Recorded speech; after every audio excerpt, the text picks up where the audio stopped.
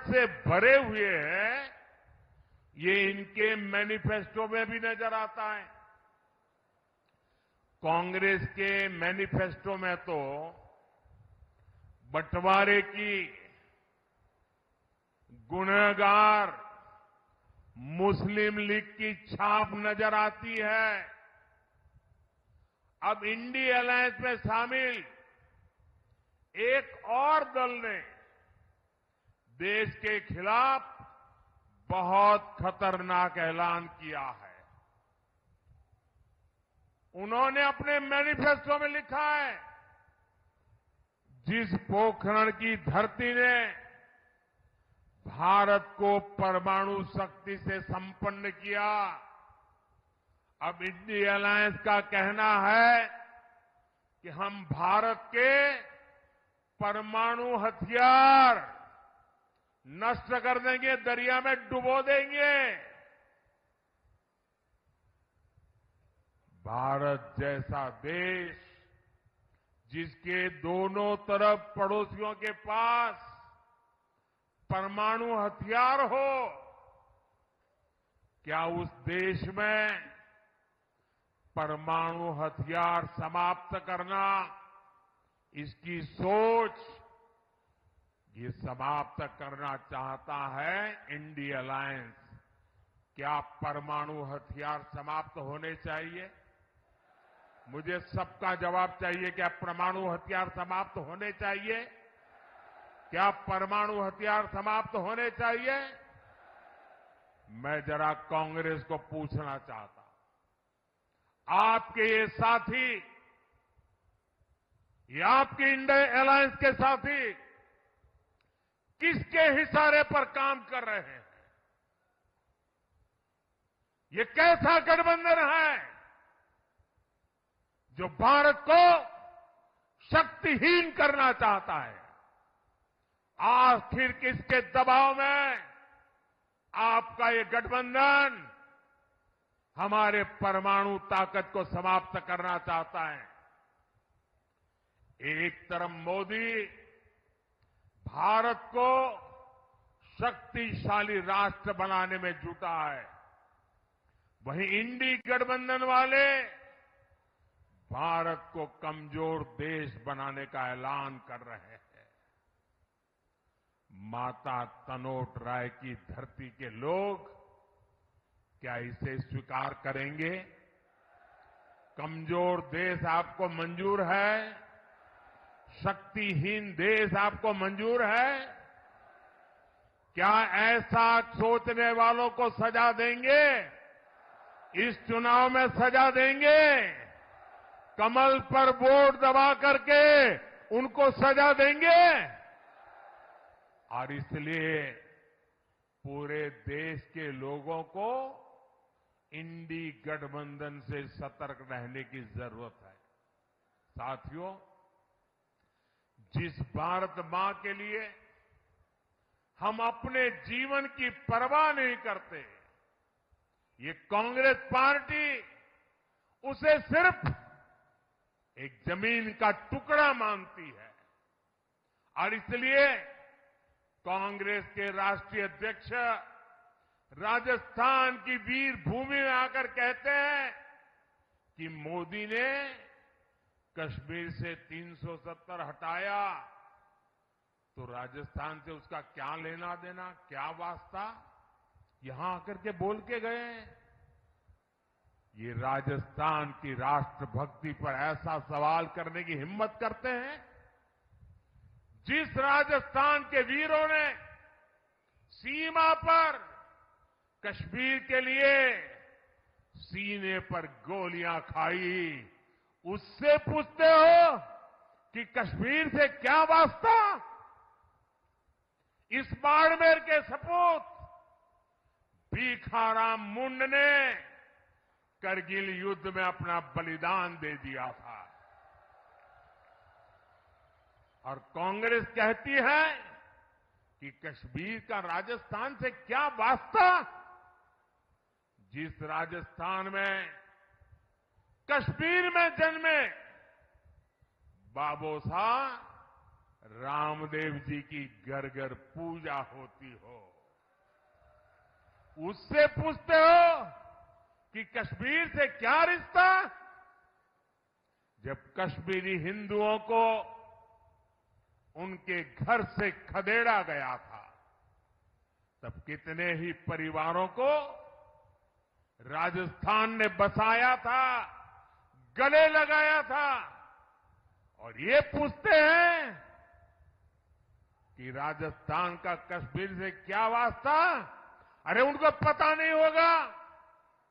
करगिल के लोग ईरान गए थे और ईरान में कोविड की भयंकर महामारी में फंस गए थे। उनको वापस लाना था, कोविड के साथ लाना था, बड़ा संकट का काम था। उनको हिंदुस्तान ला करके कहां रखे? देश को जान करके गर्व होगा, ये मेरे राजस्थान की वीर भूमि है। जैसलमेर में ईरान से लाए गए कोविड के वो सारे लोग जो करगिल के रहने वाले थे, वहां वो माइनस टेम्परेचर में रहते हैं, यहां 35-40 डिग्री टेम्परेचर में महीना भर रहे। जब ठीक हुए तब राजस्थान ने उनको घर वापस भेजा था। ये है मेरा राजस्थान। कांग्रेस भारत को भाषा, प्रांत, जात पात में तोड़ना चाहती है। इसलिए आपको इस चुनाव में कांग्रेस को फिर एक बार सबक सिखाना है। साथियों, कांग्रेस हर उस काम का विरोध करती है जो देश हित में होता है। कांग्रेस हर उस ताकत के साथ खड़ी हो जाती है जो देश विरोधी होती है।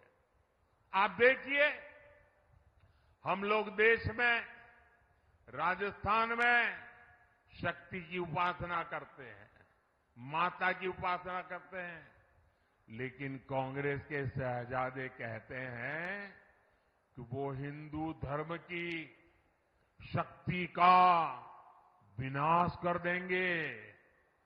अरे मेरी माताओं बहनों की ताकत तुम नहीं जानते हो। किसी मर्द को आगे नहीं बढ़ाने पड़ेगा। ये शक्ति को नष्ट करने वालों को ये मेरी माता बहनें ही निपट लेगी। देश में राम मंदिर निर्माण का पुनीत पावन काम होता है, कांग्रेस उसका भी बहिष्कार करती है। और कांग्रेस करती क्या है? कांग्रेस रामनवमी की शोभा यात्रा पर राजस्थान में पत्थरबाजी करने वाले दंगाइयों को संरक्षण देती है। देश में घुसपैठी आते हैं तो कांग्रेस उनका स्वागत करती है, लेकिन भारत विभाजन का विरोध करने वाले हमारे दलित और सिख भाई बहनों को नागरिकता देने वाले सीएए का ये विरोध करते हैं। मैं आपसे पूछता हूं, क्या कांग्रेस एक भी सीट राजस्थान से जीतने की हकदार है क्या? हकदार है क्या? एक भी सीट बचनी चाहिए क्या उनकी? इस बार तो उनकी सीटों की जमानत जानी चाहिए भाइयों। जाएगी? साफ कर दीजिए उनको, ये सुधरेंगे नहीं। साथियों, 26 अप्रैल को राजस्थान और देश के भविष्य के लिए एक बहुत बड़ा दिन है। और मैं रिफाइनरी के उद्घाटन के लिए जब आऊंगा तब आपको मैं याद कराऊंगा कि इसका महत्व क्या है। भारतीय जनता पार्टी ने बाड़मेर से कमल की जिम्मेदारी भाई कैलाश चौधरी जी को दी है। इसलिए आपको मोदी की गारंटी पर भरोसा करते हुए कमल पर बटन दबाने के लिए प्रार्थना करने आया हूं। आपके आशीर्वाद लेने आया हूं। मेरी माताएं बहनों के आशीर्वाद, मेरे नौजवानों के आशीर्वाद, मेरे बुजुर्गों के आशीर्वाद, धानी धानी मेरे किसान भाई बहनों के आशीर्वाद, यही मेरी ऊर्जा है, यही मेरी ताकत है। चाहे जितनी गर्मी हो, 26 अप्रैल को सुबह सुबह ही कमल का फूल खिलना चाहिए। खिलेगा? और इसलिए मेरा अनुरोध है, पहले मतदान फिर जलपान, पहले मतदान फिर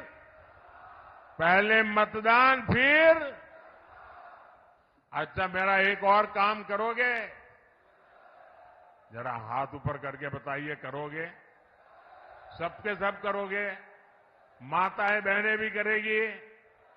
देखिए, पहले तो मैं राजस्थान में बहुत घूमा हूं, सब दूर जाता था, संगठन का काम करता था, इन सबके साथ कंधे से कंधा मिलाकर के काम किया है। लेकिन अब आपने इतना काम दिया है कि मैं सब जगह पे जा नहीं सकता हूं। तो मेरा एक काम करोगे?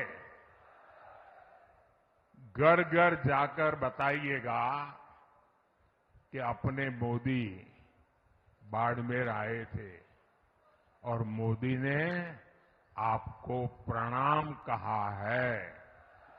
मेरा प्रणाम पहुंचा दोगे? हर परिवार में मेरा प्रणाम पहुंचाओगे? हर माता बहन को मेरा प्रणाम पहुंचाओगे? हर बुजुर्ग को मेरा प्रणाम पहुंचाओगे? जब इन सबको मेरा प्रणाम पहुंचेगा ना, तो मन से मुझे आशीर्वाद देंगे और वो आशीर्वाद मुझे ऐसी ताकत देगा कि विकसित भारत का सपना पूरा करने के लिए मैं अपनी पूरी ऊर्जा लगा दूं। मेरे साथ बोलिए, भारत माता की, भारत माता की, भारत माता की। बहुत बहुत धन्यवाद।